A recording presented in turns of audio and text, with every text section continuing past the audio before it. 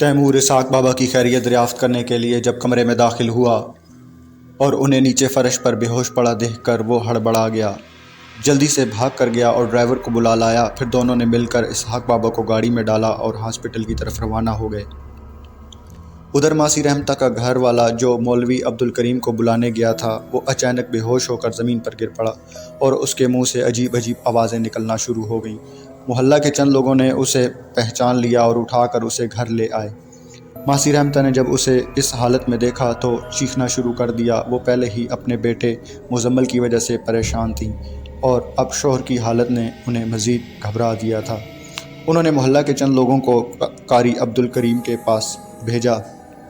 ادھر تیمور کے اسحاق بابا کو جلدی سے ہاسپٹل ایمرجنسی میں داخل کروایا۔ ڈاکٹرز نے فوراً چیک اپ شروع کر دیا۔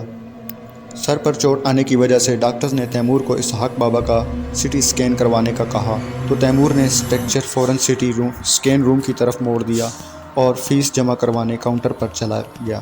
Driver uncle stretcher CT scan room میں داخل کر چکے تھے اور وارڈ کا عملہ اپنا کام شروع کر دیا تھا۔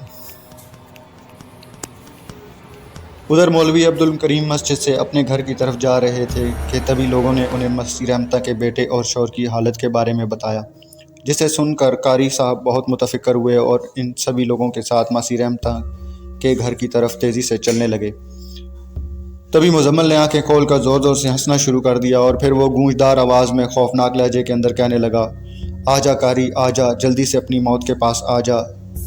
یہ سب سن کر ماسی رحمتہ بہت سخت ڈر گئیں اور بھاگ کر باہر گلی میں نکل آئی تھیں۔ قاری صاحب گلی میں داخل ہوئے، اتنے میں مزمل اٹھ کر بیٹھ چکا تھا اور ہنستے ہوئے کہہ رہا تھا، عبدالکریم آخرکار تیری موت تجھے یہاں کھینچ ہی لائی۔ یہ الفاظ سنتے ہی قاری عبدالکریم نے قرآن شریف کی آیت کا ورد شروع کر دیا۔ ورد شروع کرنا ہی تھا کہ مزمل کے ابا کے جسم میں جھٹکے لگنا شروع ہو گئے اور ان کا جسم چارپائی سے اوپر ہوا میں بلند ہو چکا تھا۔ ادھر ڈاکٹرز اسحاق بابا کی رپورٹس چیک کر رہے تھے۔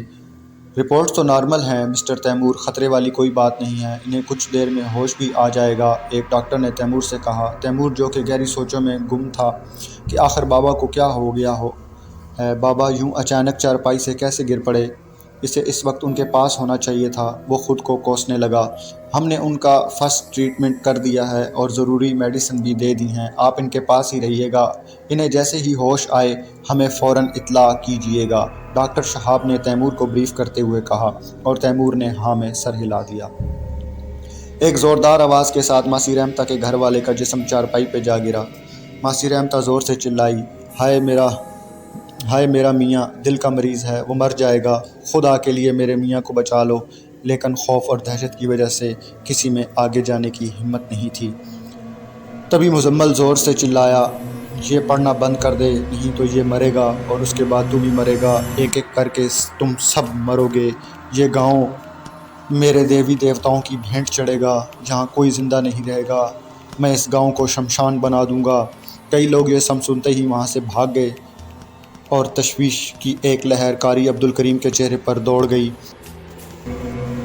آنے والا خطرہ وہ بھانپ چکے تھے اور اب خود انہیں اپنی جان کے لاڑے پڑے ہوئے تھے، وہ چاہ کر بھی کچھ نہیں کر پا رہے تھے، حالانکہ لوگ مسلسل چیخ چیخ کر کہہ رہے تھے، قاری صاحب کچھ کیجیے، قاری صاحب کچھ کیجیے، اور قاری صاحب کو اپنی بے بسی صاف محسوس ہو رہی تھی۔